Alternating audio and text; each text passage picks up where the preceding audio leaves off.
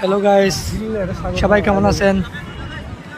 আপনাদের দোয়া ও ভালোবাসায় আমিও ভালো আছি। অবশেষে চলে আসলাম চট্টগ্রাম চট্টগ্রাম পতেঙ্গাচ্ছি বিচ, যেখানে প্রতি শুক্রবারে হাজার হাজার মানুষের দল এবং আনন্দ ভ্রমণে চলে আসে। আসলে জায়গাটা অনেক সুন্দর।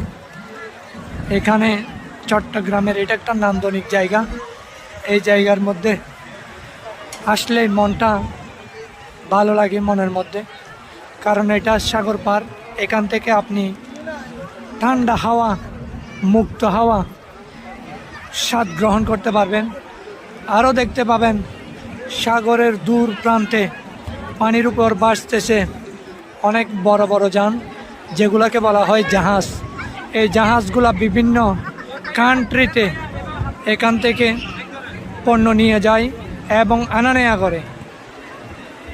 তার ফলে বন্দর, আমাদের চট্টগ্রাম বন্দর নগরীতে এসে ওই মালগুলা খালাস করে।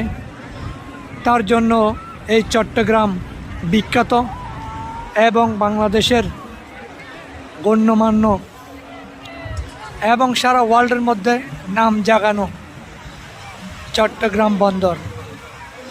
তো আপনারাও আসবেন, ভালো লাগবে। এই জায়গাটা খুব সুন্দর, পরিবেশটা অনেক সুন্দর। এখানে আসলে মুক্তভাবে, স্বাধীনভাবে চলাফেরা করতে পারবেন। কেউ আপনাকে আটকাবে না এবং কেউ আপনাকে বাধা দিবে না, কারণ এখানে ভ্রমণ করতে দূর দূরান্ত থেকে, বিভিন্ন কান্ট্রি থেকে এখানে বেড়ানোর জন্য সবাই আসেন।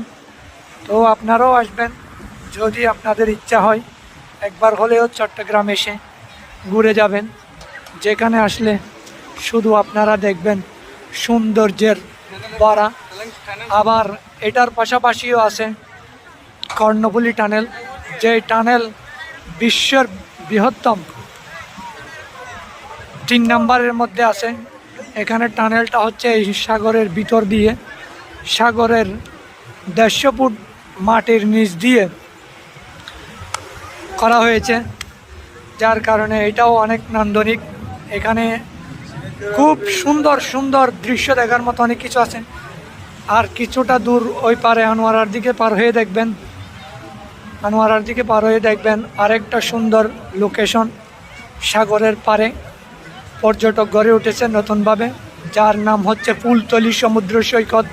যেই সৈকতের বর্তমানে লক্ষ লক্ষ কোটি কোটি ভিউ, একবার ছাড়লেই ফর ইউ, সবসময়